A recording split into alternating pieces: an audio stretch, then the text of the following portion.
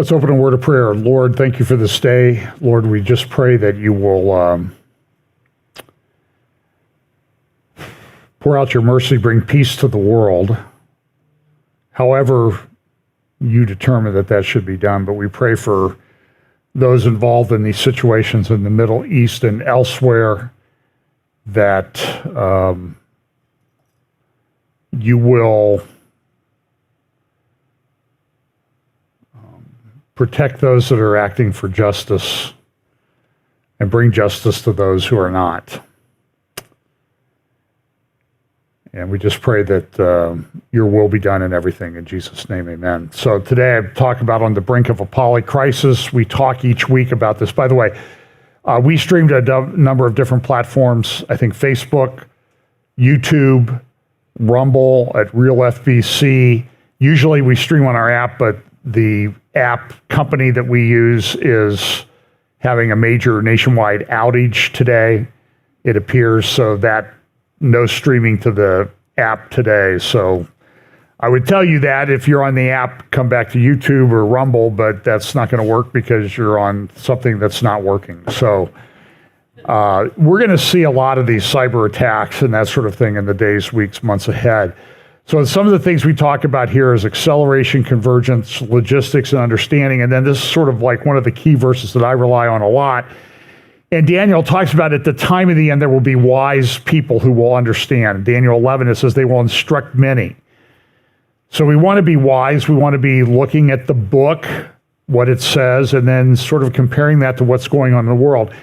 And I'm very reluctant to say this is that which was prophesied, because we're in that transitory phase to full revelation of the end times, I think. But certainly things are happening that are at a minimum setting the stage for a lot of other things. And this is true more than anything else. Now, today I want to start off with an article. And why is hang on here. I'm not sure why. This thing does not want to. There we go. So here's an article. This is a graphic from Vox magazine. And the title of the article is, "Why So Much Is Going Wrong at the Same Time?" And they ask the question, are we in a polycrisis? Now, it's interesting. Earlier this year, the World Economic Forum released its Global Risk Report for 2023. And about 20 or 30 times throughout this report, they use the term polycrisis. Now, in this case, they use it mostly with respect to natural resources, that there was coming a time where there's going to be lack of water, lack of food, lack of natural resources, oil, gas, that type of thing. But they could have used anything else. I believe that even the Secretary General of the United Nations talked about we're in the midst of a polycrisis. But let's look just a little bit at, in fact, here is a page out of the World Economic Forum. You can see natural resources polycrisis. And one of the things they say down here is interstate conflict, geoeconomic confrontation, collapse of a systematically important supply chain, cost of living crisis. So, I mean, does it seem like, these are secular people. So Vox kind of picks up on that in this article, and they say, why is so much going wrong at the same time? So just listen to a couple of paragraphs from this. Is the world facing a polycrisis? Is there even such a thing? First coined in the late 1990s, the term entered the zeitgeist earlier this year when polycrisis became the neologism du jour at the most recent World Economic Forum meeting in Davos. It's used to evoke the world's current tangled mess of problems. Pandemic, war, climate extremes, energy shortages, inflation, rising authoritarianism, and the like. And the term caught on. Inevitably, critics have multiplied since then, as have crises, such as the violence now convulsing Israel and Gaza. Those in the political center and right say the polycrisis concept is nothing more than a fancy buzzword. Sure, a lot of bad stuff is happening in the world, but it's always been the case. And this is what, when you talk about Bible prophecy, people say this to me fairly often. The world's always been like this. This is nothing different. Okay, believe that if you want. Sure, a lot of bad stuff is happening in the world, the Fox says, but that's always been the case. As historian Niall Ferguson, he's married to, now I forget her name. I can picture her in my mind. She was the Muslim, she's a Somalian who moved to the Netherlands and had to leave the Netherlands because she was at risk. She was a member of parliament in Netherlands. And Ayaan Hirsi Ali, thank you. That was my head talking to me. Those are the political centers. So Niall Ferguson said this. He scoffed. The Polycrisis is just history happening. For Ferguson and other critics, the concept merely recycles old alarmist Malthusian tropes. We can count on well-established counterbounding forces, they argue, including free markets, price mechanism, to keep today's crises from causing widespread harm. Meanwhile, critics on the left say that the polycrisis idea distracts attention, perhaps deliberately, from the real driver of humanity's traumas, relentless, predatory, globalized capitalism. The ruckus the term has sparked, though, suggests it's tapping some irksome truths. One is the assertion, implicit in the notion of polycrisis, that what's happening today is essentially new. This idea particularly vexes critics on the political center or right, because it suggests that the dominant economic and social structures need to be radically changed to accommodate our new reality. Although this is a center-left publication, they don't acknowledge that, well, maybe it's you people have been out there changing the way things were doing with your stupid Malthusian Marxist ideas that's really causing the crisis. Those critics would rather believe that humanity has been in similar circumstances before, and since we've coped well before, supposedly, we'll cope again without changing things much. Groupthink helps sustain this comfortable belief. It's called a normalcy bias. Even Adam Tooze, the Columbia University historian who has been among the most thoughtful proponents of the polycrisis concept, makes the case for novelty only tepidly, saying the world exhibits a bewildering synthesis of long-established trends and new phenomena. If you go on to read this, they suggest that these things happen gradually, then suddenly. You might have heard that. Some wise people have brought that up before. And so we certainly live at that time.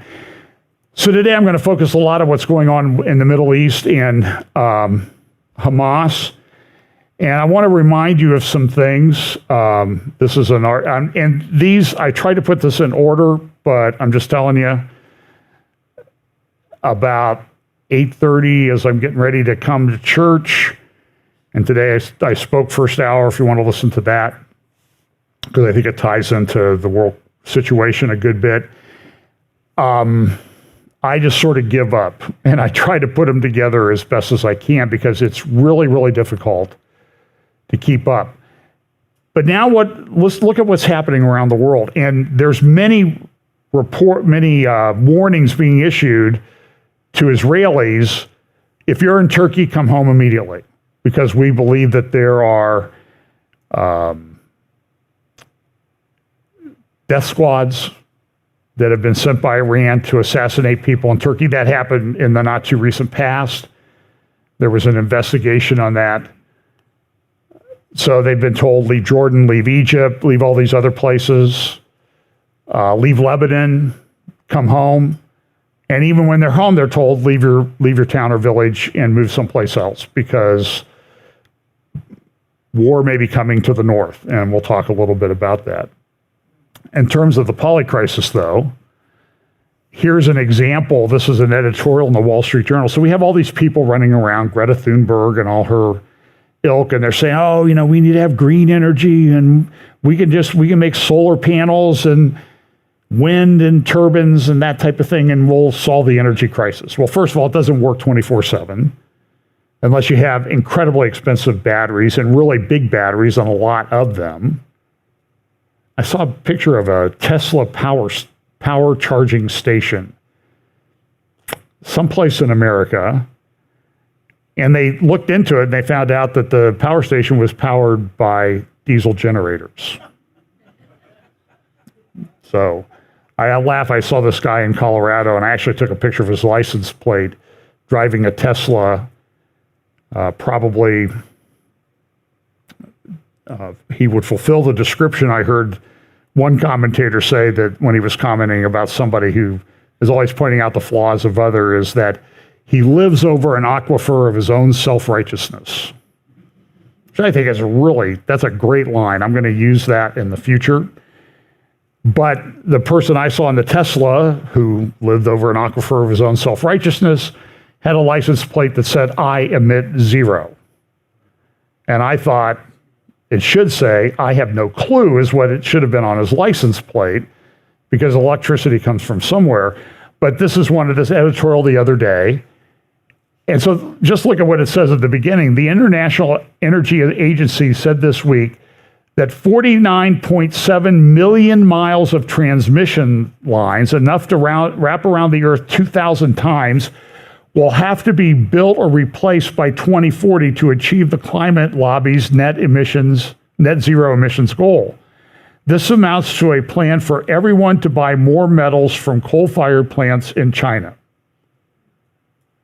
And they go on to say that this is going to cost, by its estimate, just to be keeping up with this goal, the world needs to spend $600 billion annually on grid upgrades by 2030.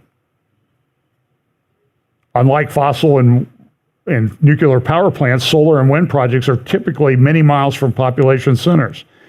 This means long transmission lines, some from under the sea to take electricity from offshore wind installation. Tens of thousands of extra power transformers will be needed to step up and down the voltage.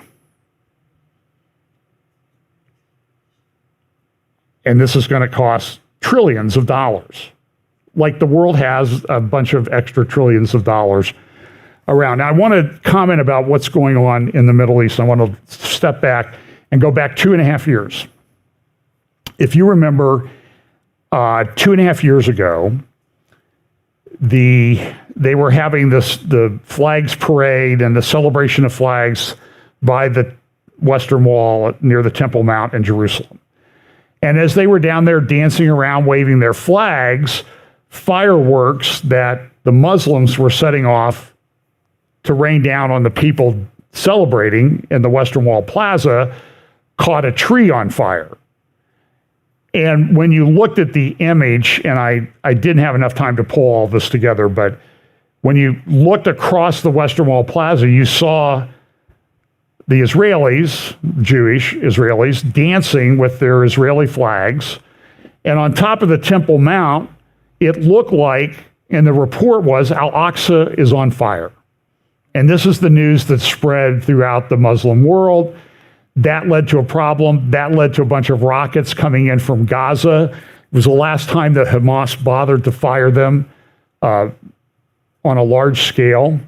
And then there was an incursion, I think it was called Operation Guardian of the Walls. Israel went into the Gaza Strip and did, as Israeli commentators say,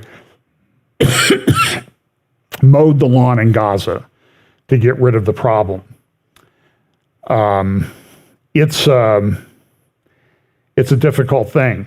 And the pictures and images coming out, this is a picture of Gaza, and there's been a lot of damage. The chaotic urban hellscape that awaits Israel in a Gaza invasion. So now imagine you're a soldier and Israel hasn't started the incursion yet, at least the last I checked. And as they got to go in through places like this, through buildings like this, through tunnels underneath these buildings. This is going to be a very, very difficult operation.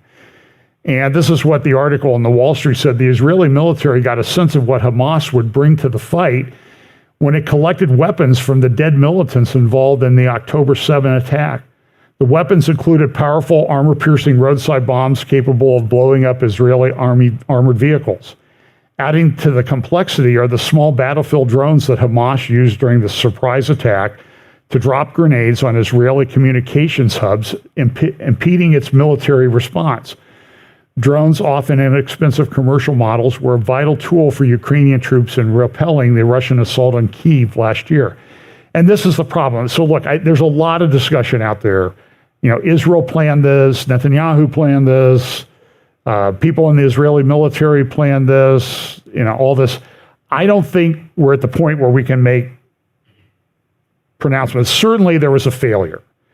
But you also have to give credit to what I think is a well-planned op. And I was talking to somebody today and I said, I laid awake half the night the other night, writing in my head the investigation report, the kind of like, what went wrong? What happened and what went wrong? And one of the things I see in everybody who wants to blame this all on Israel is that they don't blame Hamas, they don't blame Iran, they don't blame the people who planned this and carried it out. So it's a very complex thing, and we'll eventually get to that. And if Israel wants to hire me to participate in the investigation, I have half the report sort of written in my head, but you need to do it quickly because I'll probably forget. So this is, so this Al-Aqsa thing though, this was the actual Al-Aqsa mosque they thought was on fire, but this is what they've cobbled together to justify what they're doing. The Jews are going on the Temple Mount, they're storming the Temple Mount, they're storming Al-Aqsa, we have to protect Al-Aqsa, so they come up with this operation called Al-Aqsa Flood, even though the whole Temple Mount has never really been known as Al-Aqsa. It was called Haram al-Sharif. There was an Al-Aqsa mosque on there. There was a commemorative building we call it the Dome of the Rock, sometimes improperly referred to as the Mosque of Omar. I think probably the most likely site of where the temple was built over the rock that's underneath that dome. I don't even think non-Muslims can go in there anymore. I know when we went there in 1995, we were able to go inside both the Al-Aqsa Mosque and the Dome of the Rock, but I don't think that happens anymore. But they use this imagery, and this Al-Aqsa thing is like uniting the world. So here's, I think, a Hamas guy with the Ayatollah Khomeini, and and I forget where this came from. Oh, this is the Wall Street Journal. And they say, look, he's pointing to the Al-Aqsa Mosque. He's not. He's pointing to the Dome of the Rock. That's not the Al-Aqsa Mosque. So even the Wall Street Journal gets it wrong. And what you're seeing is a lot of people getting a lot of things wrong pretty consistently over the past few days. Now, I want to go back and look historically at some of the things our administration said that will sort of give you context as to what did Biden talk about with Benjamin Netanyahu when he went to Israel this week. What drives Biden is what drove Obama. I don't think you can put any distance between the two of them. Now, Jake Sullivan, National Security Advisor, was at the Atlantic just, 3 weeks ago, not even a month ago, in which he said this. Listen to this. Do one quick turn in the few minutes that we have left. Do one quick turn on this normalization issue. Israel and Saudi Arabia. What are the chances that it would really happen? And I want a precise number. You sound very sold on the prospect based on that. And why pursue this? Is this sort of a proxy way of renormalizing relations with the Saudis by using Israel as a pathway to the Saudis? I mean, explain to people what's going on. Well, when we came into office, you had the war in Yemen raging as the world's largest humanitarian catastrophe. You had, a few months before we came in, our embassy in Baghdad stormed, and Secretary of State Pompeo going out and talking about pulling the entire American mission out of Iraq. You had Iranian groups in both Syria and Iraq firing missiles at U.S. forces. All of that's what we walked into. And what we said is we want to depressurize, de-escalate, and ultimately integrate the Middle East region. The war in Yemen is in its 19th month of truce. For now, the Iranian attacks against U.S. forces have stopped. Our presence in Iraq is stable. I emphasize for now because all of that can change.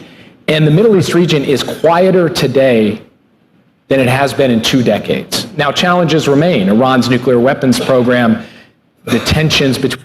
Okay, so he made this statement a few weeks ago. Middle East is better than it's been in 2 decades. How well did that age? Not very well.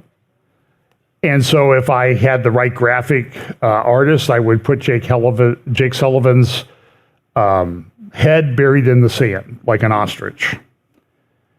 But listen, Prime Minister Netanyahu went to the UN 3 weeks ago Friday and talked about Deuteronomy and the blessings and the curse. If we do this, we'll have blessings. If we don't do this, we'll have curses. He said, now we have a blessing, but there's also curses. But whatever blessing he talked about has been completely blown up. I personally think if Israel's successful in their incursion into Gaza, that might come back on the table. There's a generational shift going on in Saudi Arabia. Talked about it many times.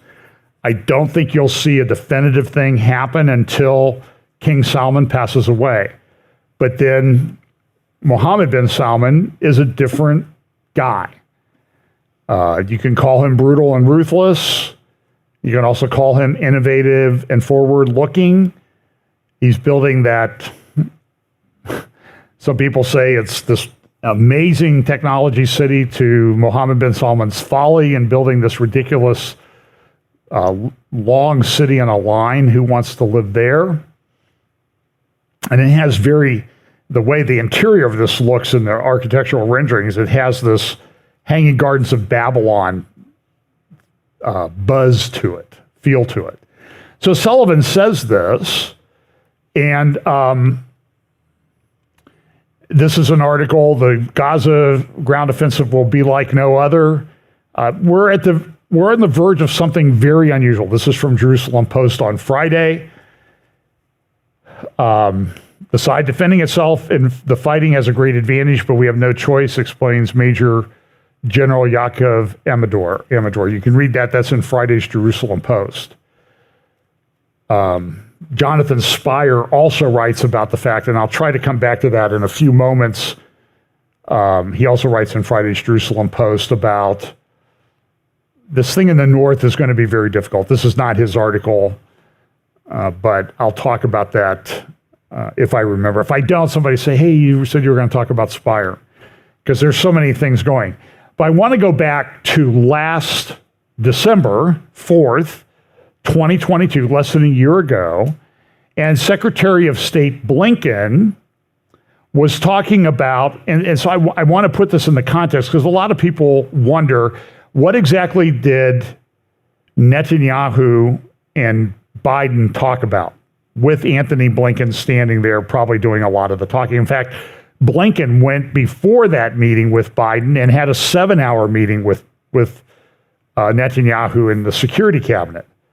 So I want to put into context what might have happened is something consistent with what Blinken said at a J Street conference, J Street being a street in Washington, D.C., where lobbyists live, and J Street is a ostensibly Jewish organization, but it's not pro-Israel by any stretch of the imagination.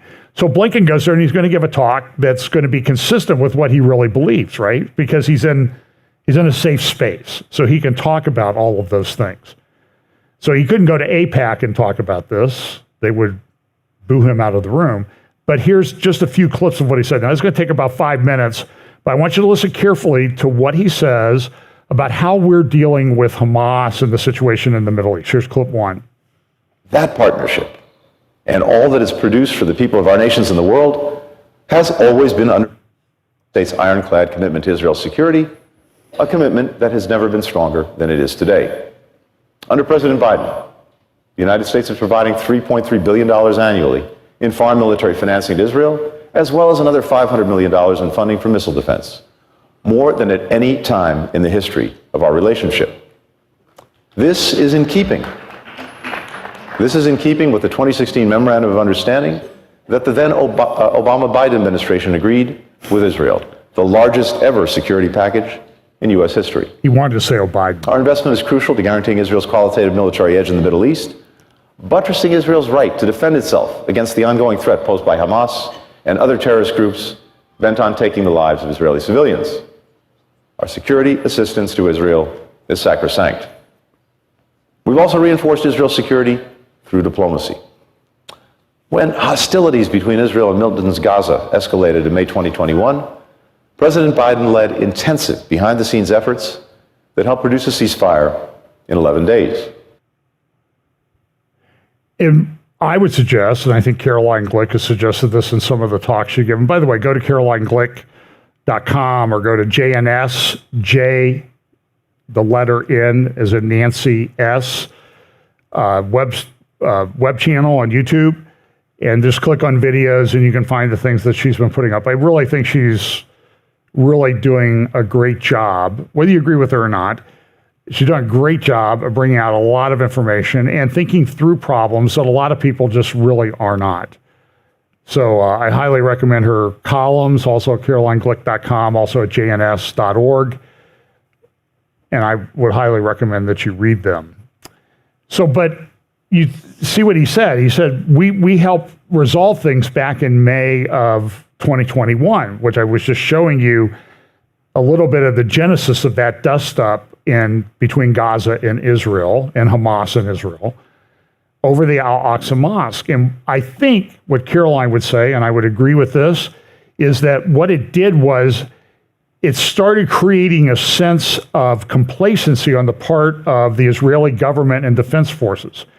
And remember for a time, and I think, if I recall, in May 2021, was not Naftali Bennett the acting prime minister, the guy who'd gotten 6% of the popular vote? It was the prime minister. And he was in a coalition government with Yair Lapid. And they were appeasing things. It was under that administration that they signed a deal with Lebanon, also known as Hezbollah's playpen, to give away a lot of the gas rights that they had in the Mediterranean, which will result in billions of dollars going to the Lebanese government / Hezbollah in the future, negotiated by a guy in our government named Amos Hochstein. But it created a sense, well, you know, how bad could they be if the United States doesn't see a problem and the Biden administration, the Obama-Biden administration, the Biden administration seems to think that this thing can be contained. And over the last 2.5 years, there's been a concerted effort giving hundreds of millions of dollars to Hamas through various channels, including from Israel and other places. Qatar's funded it, Iran's funded it. And now we have a major problem, and the world sits not just on the brink of a polycrisis, as my title says, but also on the brink of a potential world war as this thing might unfold. So first he goes, well, we support Israel. We helped them do things with Hamas back in May of 2021. And now here's another part of his speech, clip 2. We're deeply concerned that this year has seen dramatically higher levels of violence in the West Bank, perpetrated by both Palestinians and Israeli settlers. He's talking 2022. This violence must stop. Its perpetrators must face equal justice under the law. Was a pro-Israel or pro-Jewish group. We will also continue to unequivocally oppose any acts that undermine the prospects of a two-state solution, including but not limited to settlement expansion, moves towards annexation of the West Bank, disruption to the historic status quo at holy sites, demolitions and evictions, and incitement to violence.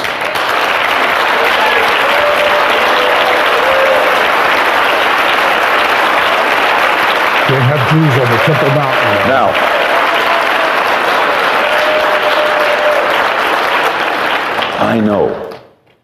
I know that many people are disillusioned. Many people are frustrated. We've been trying to get to a two-state solution for decades, and yet it seems that we've only gotten further away from that goal. But we cannot afford to give up hope. We cannot succumb to cynicism. We cannot give in to apathy. It's precisely when times are difficult, when peace seems even further from reach, that we simply got to work harder. We must continue to pursue whatever openings we can to show that progress is still possible. That's why simply discouraging sides from taking steps that undermine the prospects of two states is insufficient. Because the reality is that today, Palestinians and Israelis do not enjoy equal measures of freedom, security, or opportunity. Okay, here's clip 3. Now, this would be a little bit more relevant to the current situation, I think. Support their efforts. We've encouraged the Israeli government to make policy reforms that improve the lives of Palestinians in material ways. A number of them have actually been implemented, including legalizing the status of thousands of Palestinians in the West Bank, issuing thousands of work permits for Palestinians in Gaza, increasing Gaza's water supply by 40%. We're also investing more resources in trying to build trust, confidence, understanding between the two sides at the grassroots level. Thanks to bipartisan support from Congress, the Nita Lowey Middle East Partnership for Peace Act will allocate up to $250 million over the next 5 years.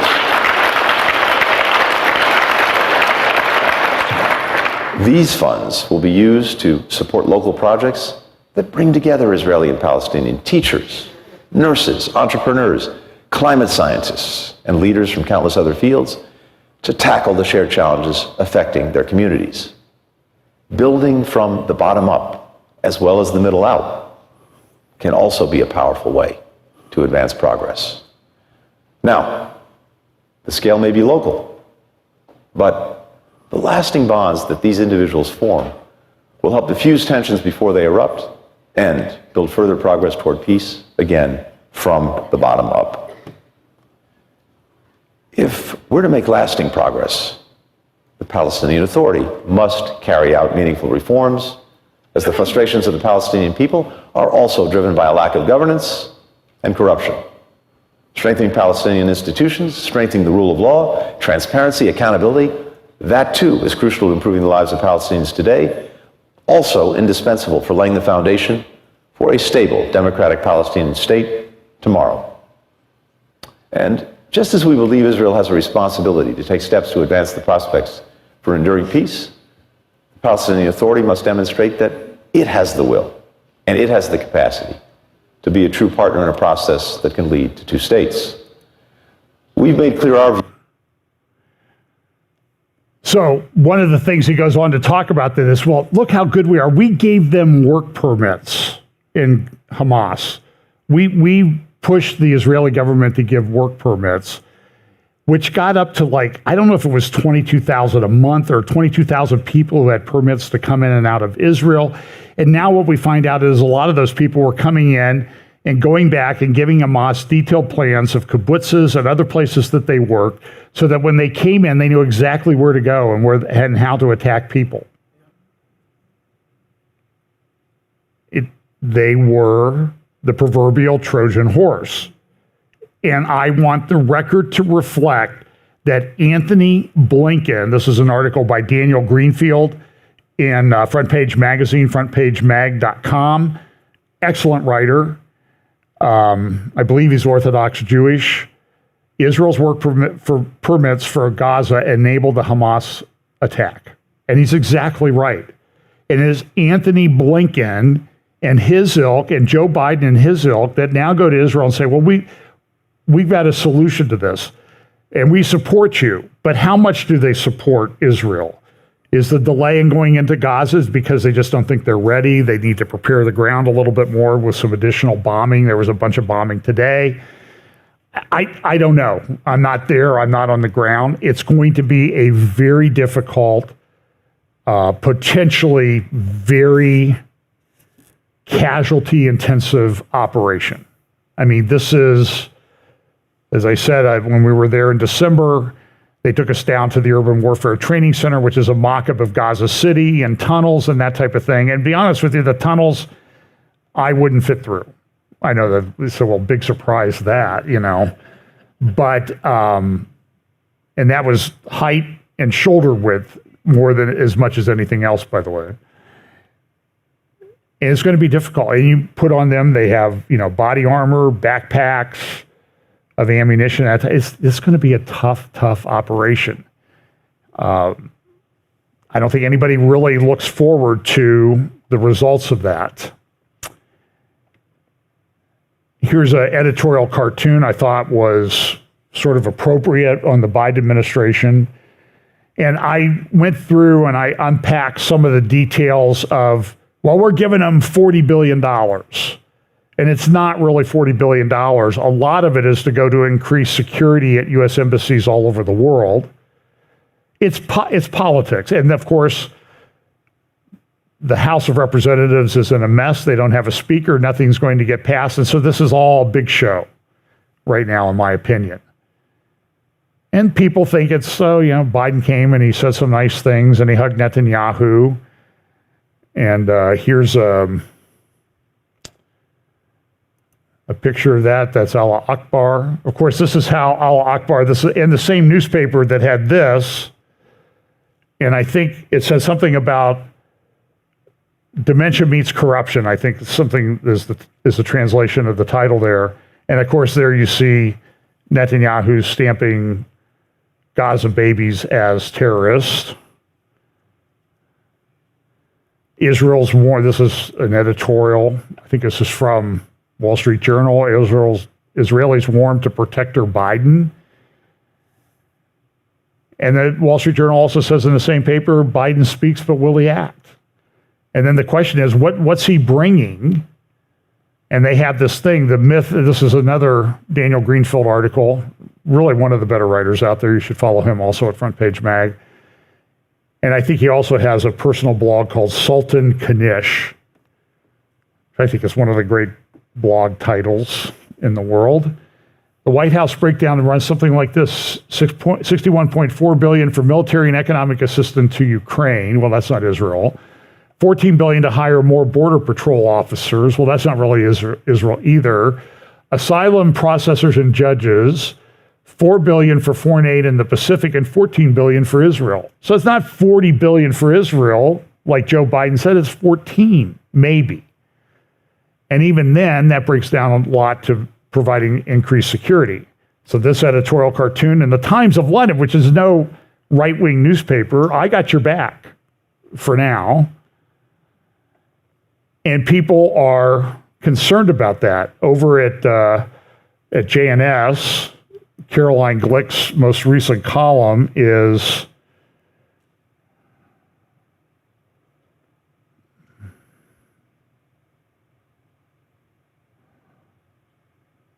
Biden's impossible demand. His visit to Israel was a study in cognitive dissonance. In nearly every statement and speech U.S. President Joe Biden gave during his brief sojourn in Tel Aviv, he insisted that Hamas does not represent the Palestinians and that the Palestinian Authority is their true representative. The Palestinian Authority, the president insisted, does not share Hamas' goal of eradicating the Jewish state and the Jewish people. Biden foresees a future where the Palestinian Authority is in charge of the Gaza Strip, and Israel agrees to a Palestinian state in Gaza as well as in Judea and Samaria. And let's stop with this total nonsense that you're trying to work out a two-state solution. It's going to be a 3 or 4 state solution. Jordan was really where the Palestinians were supposed to be. And in fact, 75% of Jordan today is Palestinian. I don't know. For some reason, my bar to go back and forth between the slides, fast forward, is missing from my thing because I didn't reboot my computer. But so I'll try to go through this. A news service in Israel said this, Caroline points out, "We call upon our Palestinian people, the preservation of public and personal property is a religious and moral national duty. Our Palestinian people cannot raise a white flag until the occupation is removed and the independent Palestinian state is established with Jerusalem as its capital." It doesn't mention the 67 lines, sometimes called the Auschwitz lines. We want to go back to what it was like before the 1967 Six-Day War.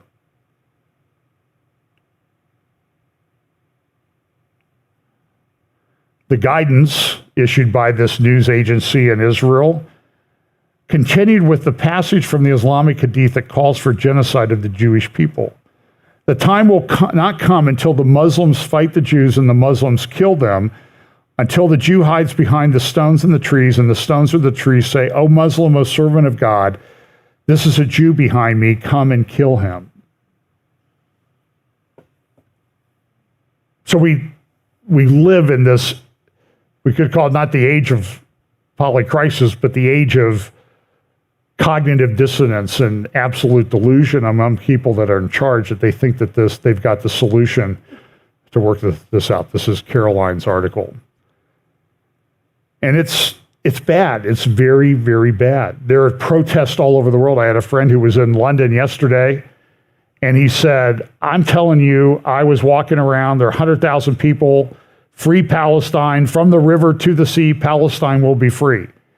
That means no Israel. That's what that means. So when you see AOC or Cori Bush or Regina Tlaib speaking these things, they want to get rid of Israel. And they want to get rid of the supporters of Israel. I talked about that in my sermon a little bit this Sunday. But so here are the things. I stand with Palestine today, tomorrow, and forever. And what you saw there were a lot of Palestinian flags, Black Lives Matter flags, and Antifa flags in the crowd. There was a protest in India where they're protesting in favor of Palestine, but they kind of got their flags mixed up, so they were all carrying Italian flags. But that happens. Greta Thunberg came out. She stands with Gaza. This is a picture from the London protest. I think this is an iconic photograph from London. That deserves to be an award. Things are coming. There's anti-Semitism all over the place. Now, I don't know what's the result of this, but the head of president of a synagogue in Detroit, very well connected politically. She's worked with the Michigan Attorney General, who I'm no fan of, but she was found stabbed to death in her home yesterday, either yesterday morning or Friday night. Don't know the exact results of that. This is sort of a prophetic thing too, though. It says war in the Middle East, everybody's trying to get weapons. And what did Jesus say that would be characteristic of the end times? Wars and rumors of wars. So I'm just saying that a lot of the things that we talk about in Bible prophecy are jumping off the page. The rapporteur at the UN Human Rights Agency, this is from today's Sunday Telegraph, special rapporteur, that means, I don't know what the official definition of rapporteur is. I sort of take it especially when it's associated with the end, is one who speaks utter nonsense and lies. That's just sort of my shorthand thumbnail definition. But it says, look, U.S. opinion on conflict is subjugated by the Jewish lobby. That's a classic anti-Semitic trope that's being pushed by the person who's in charge of the UN. She likened the tragedy that befell the Jewish people with the Shoah, with the crumbling of connective tissue of a people represented by the Nakba. In other words, the Jews are committing the Holocaust now in Gaza. I don't think she even acknowledged, what happened. She tweeted, today's violence must be put in context on October 7th. The Italian human rights lawyer is one of 3 senior UN officials now facing questions about their impartiality because of their public pronouncements since the attack. Really? It's about time. She's not impartial at all. Here's some editorial cartoons from Arab newspapers. See the one in the upper right-hand corner?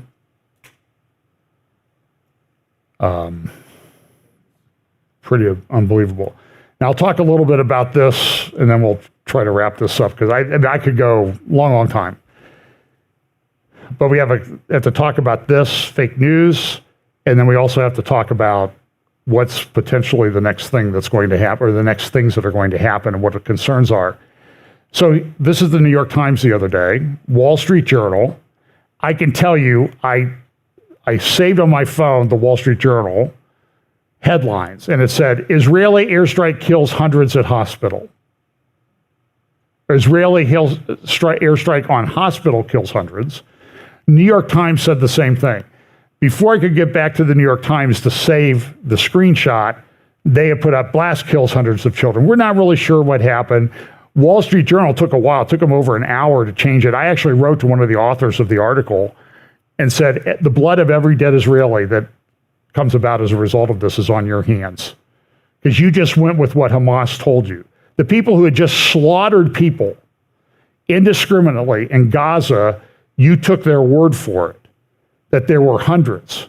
But look at, and even the New York Times came out, well, claims and headlines shift. Well, boy, did they ever, because the facts on the ground didn't match. So there was a rocket, there was a blast at a hospital.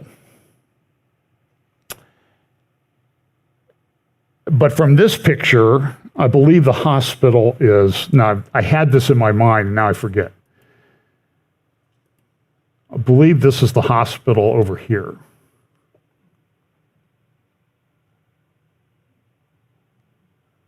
Well, one of these buildings in here is the hospital. Something struck in the parking lot. By the way, what do you see? They said, oh, struck the hospital rubble, where hundreds of people buried in rubble. Do you see any rubble? There's no rubble there. Here's a picture. Look at that. The windows are still in the hospital windows. And here you see the crater down at the bottom. Here's another picture of it. By the way, I don't think you can get 500 people in there. Here's a security cam footage of the rocket attack. You'll see the rockets launched towards Israel, and then you can watch what happens. Oh, here we go. So here come a barrage of rockets there on the right. This is looking into Gaza from Israel.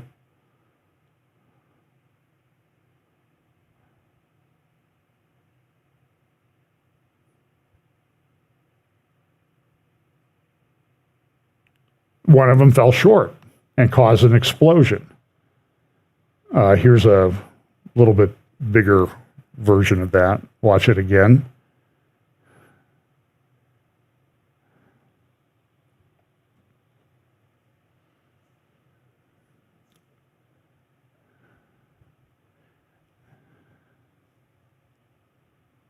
Okay, there's the explosion. So here's the hospital blast. This is the BBC. Hospital blast in Gaza kills hundreds, health officials. So then I go to the BBC, I think this is BBC, warning distressing images. By the way, I don't think there are any distressing images in here. Okay, this is fake news. But here's a BBC report on what happened. They show the fire, the response, and you see the buildings are still standing, okay?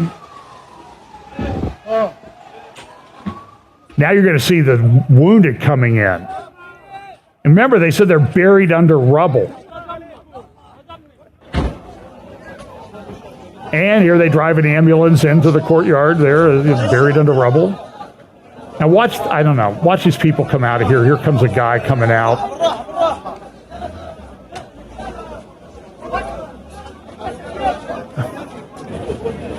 And this is, they just picked that kid up at the daycare. I'm sorry, this is fake, fake, fake. Here's even CNN. Here's what Erin Burnett said as she went into it a little bit. Or show it to you because it appears to show a rocket fired from Gaza, exploding high above Gaza City, which of course is where the hospital that was hit is located, killing hundreds of people, sheltering She's still saying hundreds of people, according to the Palestinians' latest numbers. Now, in this video, you can see the rocket fired from an area in northern Gaza. Suddenly, it makes a sharp turn back towards where it was fired. A streak of fire can be seen as the rocket flies significantly faster back towards where it was fired. That's gravity. Suddenly, the rocket explodes. Now, in a second, you're going to see that flash of light at the bottom of your screen as the camera pans down, a second flash of light, and an explosion at the Al Ali Baptist Hospital complex was seen. Now, it's not clear if these two things are related, but I just want to watch it again in slow motion. So we saw the rocket fall in the video, but we're not sure it's related. That's crucial. It's fired from Gaza. To what happened.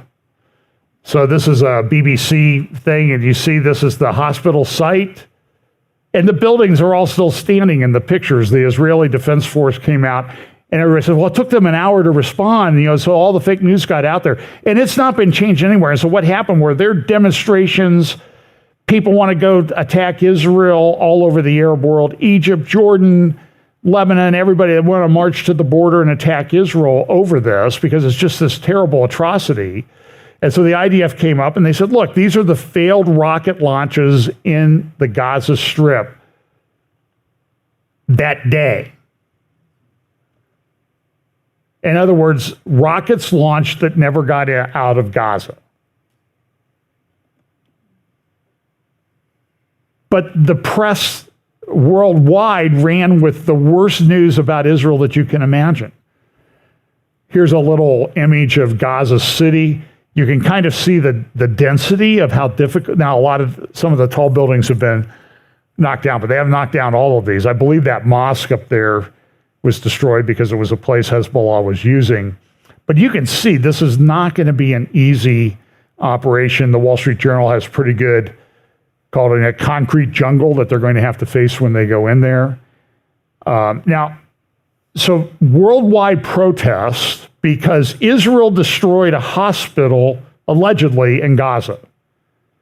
And they've done massive destruction throughout, particularly the north part of Gaza. I get that. But I want to go back to 2014 and 2018. This is the Yarmouk camp. This is a BBC report in showing the damaged buildings destroyed in the Yarmouk camp in Damascus, Syria, between 3rd November 2014 and 10 January 2015. And what do you see? A large portion of that refugee camp, Palestinian refugee camp, was destroyed by the Syrian regime. Now, they said, well, ISIS was hiding out there, and that may be true. But, so they destroyed a Palestinian refugee camp because there were terrorists there. And you can see the destruction. Here's a before and after picture of the.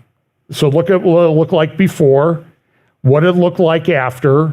And then when you get up into 2018, what you find is that 60% of that refugee camp has been destroyed. Now, that's rubble. Okay, BBC, CNN, Wall Street Journal, New York Times, that's what rubble looks like. That's not what you saw in that hospital parking lot. Now, my question is this.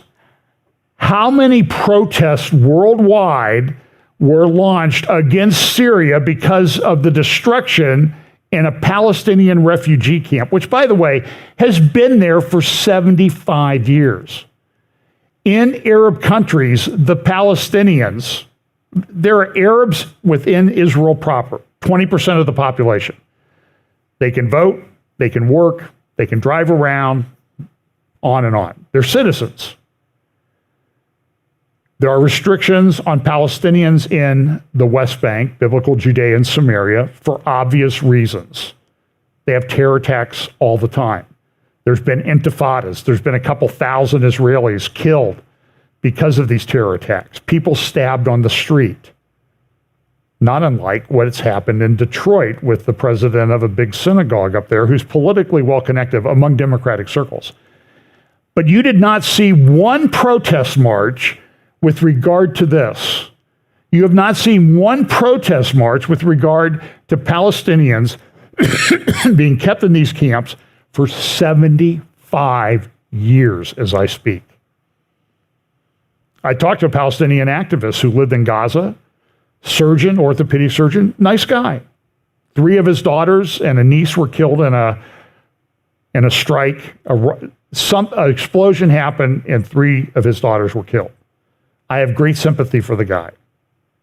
But we don't know whether it was a rocket that didn't make it out of Gaza or was it an actual Israeli airstrike. Don't know. But, and I asked him, I said, sir, with all due respect, if I go to Syria, to Yarmouk, or I go to Jordan, there's all these refugee camps. I go to Lebanon, there are refugee camps. And the people there, they can't work. They don't work in certain jobs. They can't work in certain jobs. They don't have freedom of movement, and they can't vote. Who's responsible for that?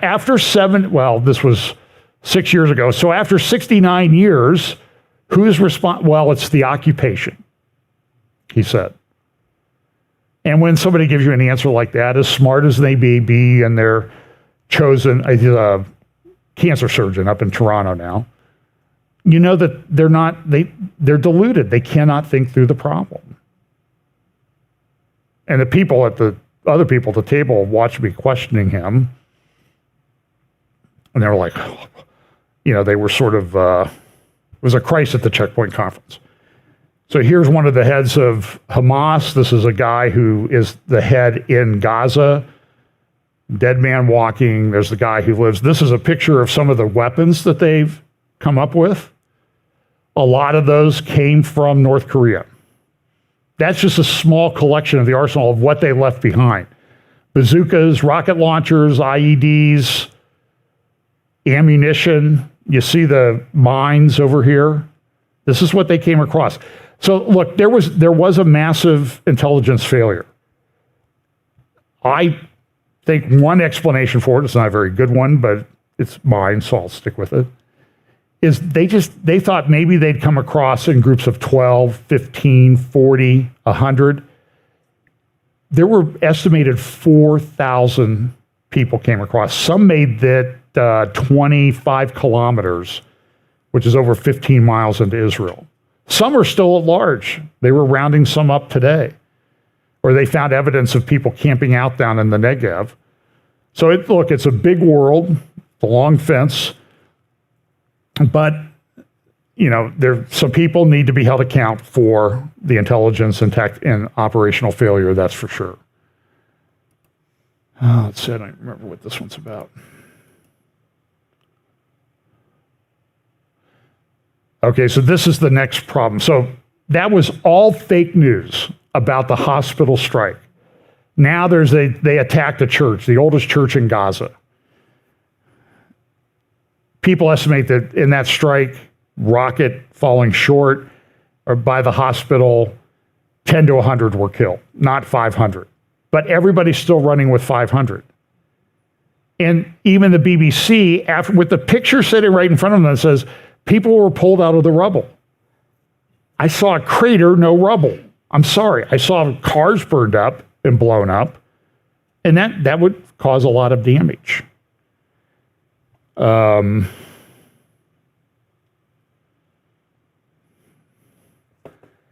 not going to show you images, but I want to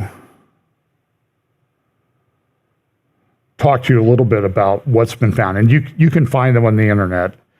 If you want to go to the media line, themedialine.org, and go down to the article that says evidence on display at Israel's Forensic Pathology Center confirms Hamas's atrocities. You will see some of the pictures. So, warning, if you can't handle those pictures, don't do it. Remember Jeremy Gempel, who spoke here many years ago at Fellowship Bible Chapel, lives in Israel. I believe his brother's wife is a forensic pathologist, and I can't remember her name. Both names begin with an M. If you find Jeremy Gempel on Gempel on Twitter, you can probably find a link to her post. And she's one of the forensic pathologists that's working on this. And this, I don't know how they're doing it emotionally, mentally. I just don't know how they're doing it. And they have to identify the bodies. And, it's Jewish tradition that you bury someone as soon as possible, usually within a day. But of course, now it's been 2 weeks and mounting because they can't identify the victims. A lot of times it's the whole family. The family was in a safe room and they were hugging, and they came in and came through the window and shot and killed them and then burned them. And they were holding onto each other when they burned. At the media line, you will see this one image. It's like a giant cinder burned cinder. They didn't know what it was, so they did a CAT scan on it. And what they found, what it was, an adult and a younger person hugging each other, tied together with wire and then burned, because they discovered an adult and a child spinal column. That's how they could figure out that it was an adult and a child, or a younger person. This is how they did this. They bound people together and burned them. And very often they will find soot in their lungs, which means they were alive when they started being burned. I'll just give you one more description. Women, grandmothers, young women, teenagers, young adults were raped so brutally by these guys that their pelvises were broken.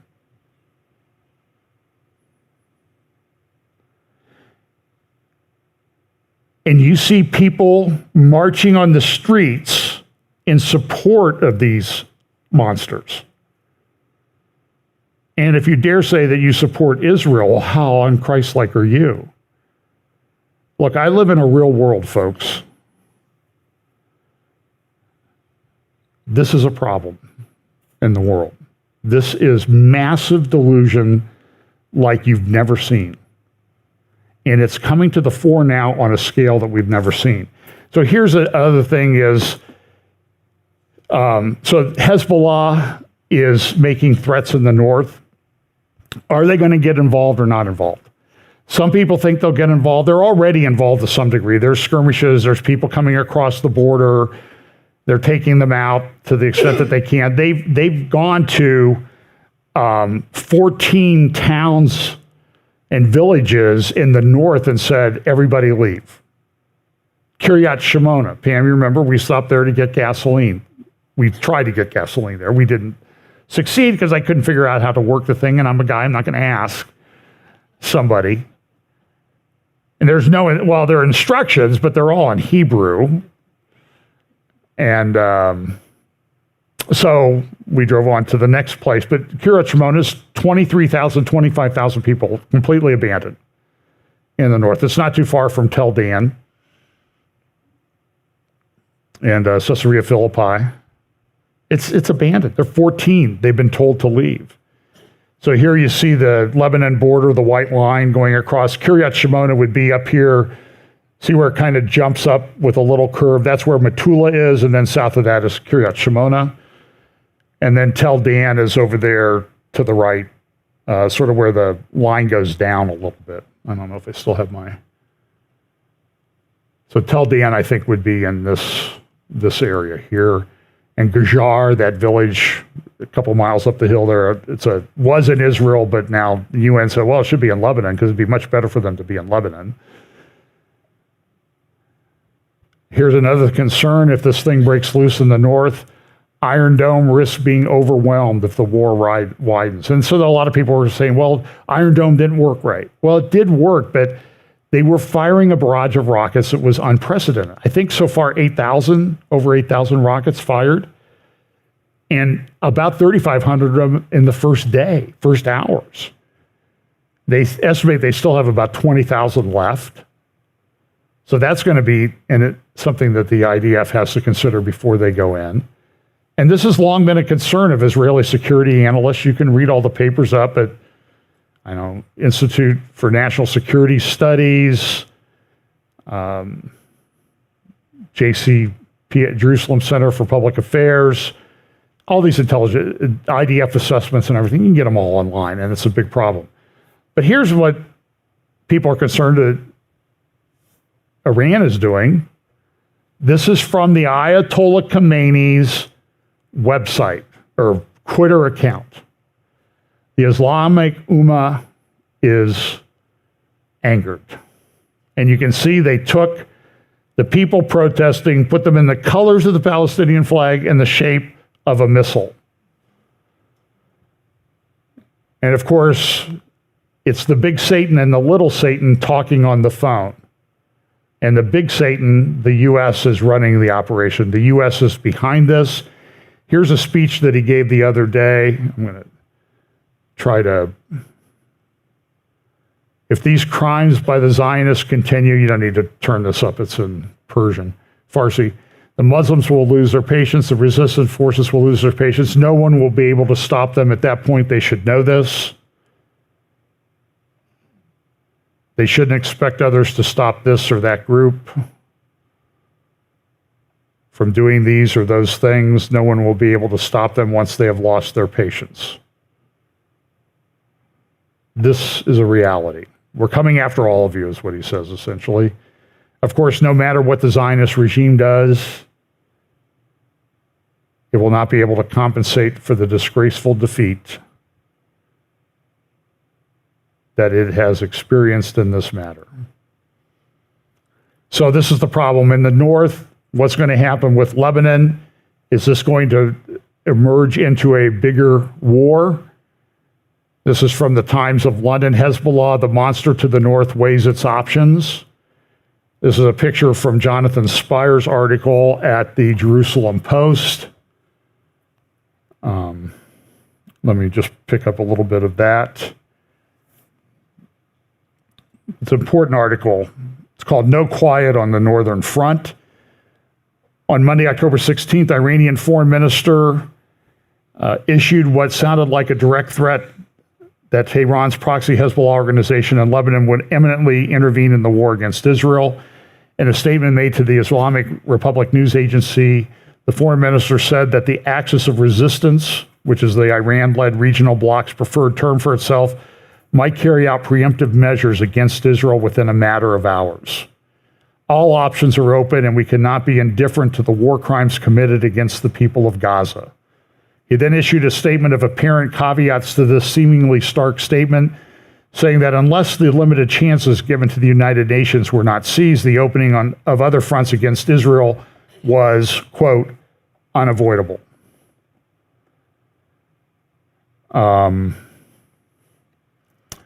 This ought to also raise discussion and debate regarding what it means for Israel's independent military deterrent and its capacity for independent action in defense of its interests.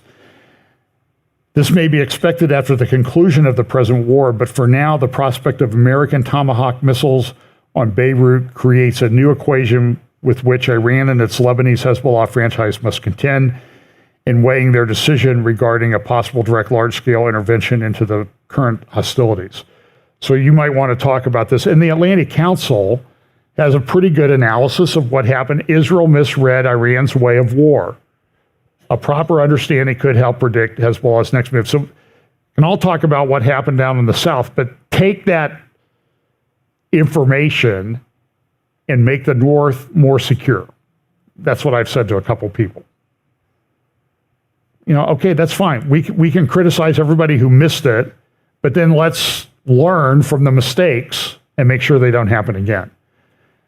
And part of this was, it's pretty clear that what Iran wanted to do was they wanted to detonate and destroy the prospects of a peace arrangement between Israel and its enemy, Saudi Arabia. Not Israel's enemy, Saudi Arabia, Iran's enemy, Saudi Arabia. This was just a few weeks ago in that interview. The biggest historical deal since the Cold War is what Mohammed bin Salman said. They talked about, remember, Netanyahu talked about this, I talked about this, because he talked about it, not because I'm in control of anything. But this economic corridor from India through the United Arab Emirates, Saudi Arabia, Jordan, Israel, to Greece and to Europe. And you see that it bypasses Iran. There's sort of this is a strategic alliance between a bunch of these countries that seems to be developing, but Iran wants to blow that up. And so the question is, and there were proposed defense agreements between Israel and the U.S. and the Saudi Arabia. Who knows what has been blown up by that? And Saudi Arabia has a problem.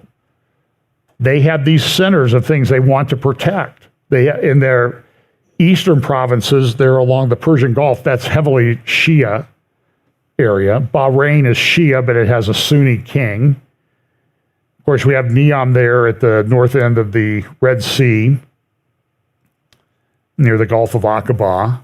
And then we have the problem that they have down in Yemen.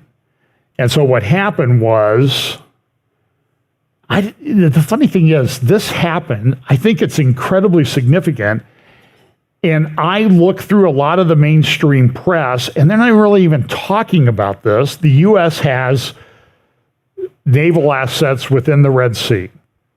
The Houthis launched cruise missiles and drones towards Israel. It's clear they were where they were going. Might have been as many as 14 of them, like 5 cruise missiles and 9 drones. Not sure of the numbers. That hasn't really been released. But the U.S. used its missile defense capabilities on these ships and shot them down. Now, that's not a cheap decision. Most of those missiles that were fired cost about $2.4 million each. The ones on the ship that we shot down.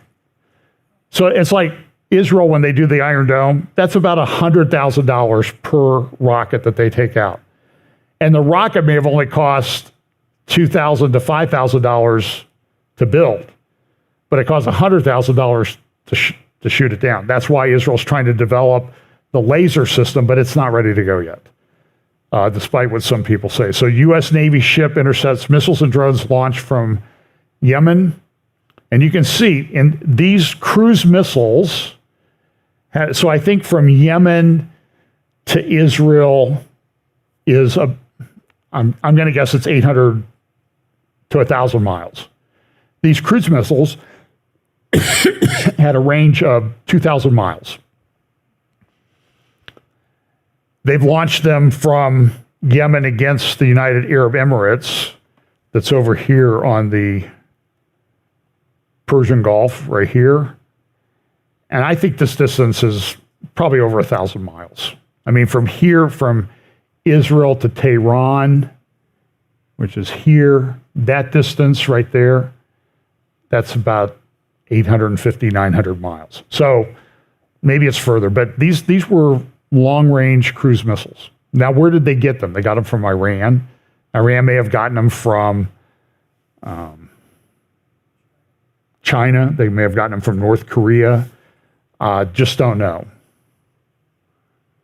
And so again, a lot of people leaving northern Israel because of concerns. And then this is Richard Haass, who's a Council on Foreign Relations guy, talking about the goal for U.S. diplomacy with Israel, first calm, then peace. There's no calm over there. I mean, these guys, these globalists they're deluded. You have to keep that in mind. And then this is Financial Times, Israel to cut Gaza links after war and push for a new security reality. In other words, we're going to ignore what's going on. And it's difficult. I mean, you have this green area is known as the West Bank. Hamas chief, this is an old talk he gave many years ago. Israel is only the first target. And threats to America. These recent events have sharpened the focus of potential attacks on targeted individuals and institutions perceived as symbolic of or tied to the conflict. This is an intelligence bulletin issued by the FBI, Department of Homeland Security, and the Department of National Intelligence. The other day, I saw the FBI director on say, we're concerned about lone wolf attacks. That's the delusion that got Israel in trouble. Can we just fire this guy already? He's not helping anything. Now the concern is, okay, well, what will Jordan do? Maybe Jordan, they'll take the refugees from Gaza, or if Israel takes over bigger parts of Judea and Samaria, Jordan and Egypt, they can take refugees, right?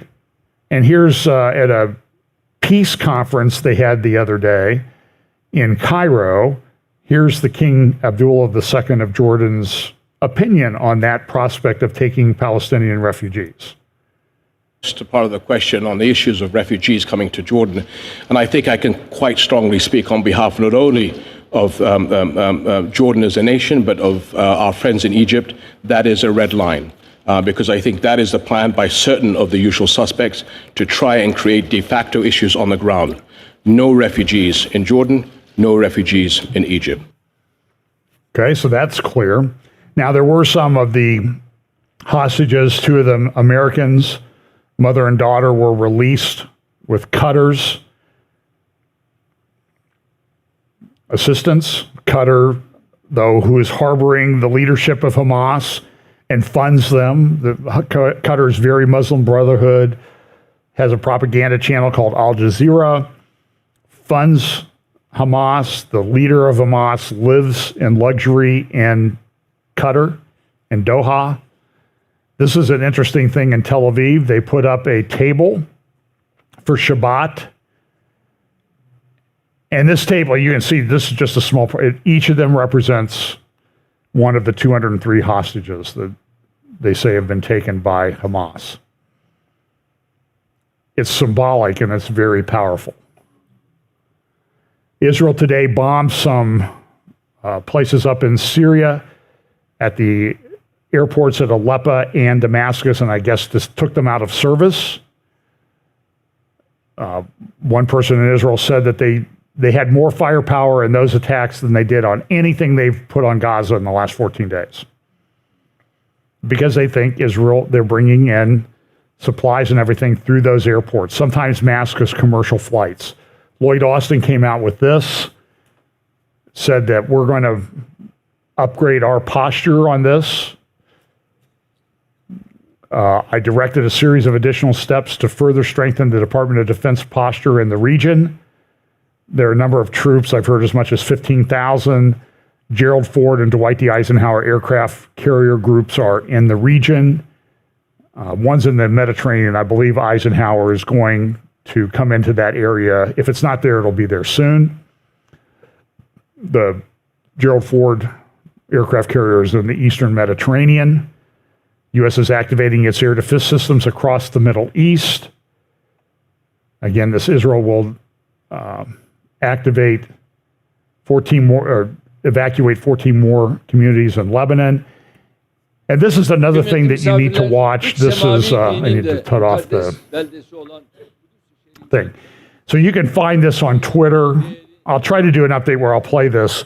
This is Erdogan speaking. Look at the date there, 8/10/2023. That means the 8th day of the 10th month. So October 8th, the day after all of this thing comes. And so Erdogan felt compelled to get up and give this speech. It's about a 3.5-minute clip. And he just says, listen, this is about Al-Quds. This is about Jerusalem. And we're going to defend the Palestinian people against these horrible attacks.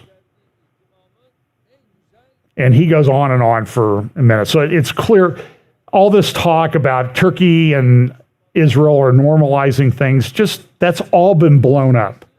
And I think this is part of the King of the North alliance that comes against Israel in the last days. There's controversy. It's headed by Russia, headed by Turkey. Believe me, Turkey has the most powerful, the biggest military in NATO, except for the United States. And it's probably about 15th in the world in GDP. So it's not an inconsequential thing, and it sits right at the crossroads of Europe and Asia. It's a very, pipelines and transit, they control the Black Sea, entrance and exit from the Black Sea. And so we have to have a permanent two-state Palestinian state. As we have always emphasized, is crucial to maintain a two-state solution perspective at this time. So this is the day after the attack. Of course, we have to go back and repeat all of the things we've said for 75 years about how to solve this problem. It's not going to solve the problem because the overarching thing is from the river to the sea, Palestine will be free, which means no Jewish state. And you can see he's got the Orthodox Church people there and the Muslim imams and that type of thing. And the harassment against the Haram al-Sharif, at least he uses that term. It's crazy. And then this happened. This was a Belt and Road Initiative meeting that was held in China. And here you see Vladimir Putin meeting with his good buddy Xi. Now, I don't think Russia and China really like each other, but they're using each other for their own individual purposes at this time. And I didn't play this. I won't play the whole clip, but this is Putin speaking that's a few years ago where he talked about the hypersonic missiles. But then he also talked at this Valdai discussion club. And one of the things he said in this talk was that we could solve the problem. Germany's falling apart economically, by the way, in part because of the cost of gas. And Putin says, well, we could solve that because, and I did not know this came from Putin's lips. Good translation. It's on the Kremlin website. So there were 4 pipelines, 2 for Nord Stream and 2 for Nord Stream 2. And he says one of the Nord Stream 2 pipelines is still operational, and we could start shipping gas through that to Germany and Europe within, he said, a couple of days, if Germany would just approve it. And Germany's economy is collapsing. So that's something to keep in mind. And then the U.S. supposedly, Bloomberg reported this Friday morning, U.S. has done a nuclear test for the first time in over 30 years in Nevada, underground nuclear test. So what does that mean? I mean, how is Russia going to react to that? Is Russia going to come back and they're going to take this thing that they did?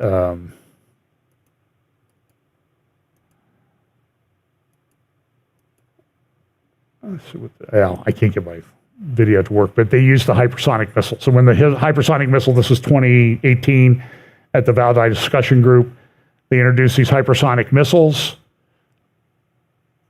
and when they separated, I think I played this a couple weeks ago, they separated and they went into Florida. Who was president a couple years ago when that happened. So that's interesting. So listen, there's a lot of things going on. Again, if you want to look at some of the atrocities, the media line, good people. I met the head of the media line when I was in Israel. Very nice person. We talked a little bit. And they do a good job. They try to be objective. I don't know if they're left or right or anything, but they try to be very, very objective in what they report. And some of the things they reported of the atrocities that were committed will just rip your heart out. And understand behind each of these now over 1,700 Israeli victims, some Arabs, some Christians, largely Jewish, there's a story. I mean, they're publishing them they pop up on my Facebook feed all the time. Look at this beautiful young lady. She was missing, and sadly, she was found murdered, dead, burned alive, shot. And they talk about these atrocities. Babies and people beheaded, not just a couple, multiple ones. It's a terrible thing. So pay attention. I will be doing some interviews this week. I think I'll be on J.B. Hickson's program on Thursday. I'm not sure when it plays. Not by Works, I think, is his podcast. And then Alex Newman, Liberty Sentinel, will play sometime on Wednesday.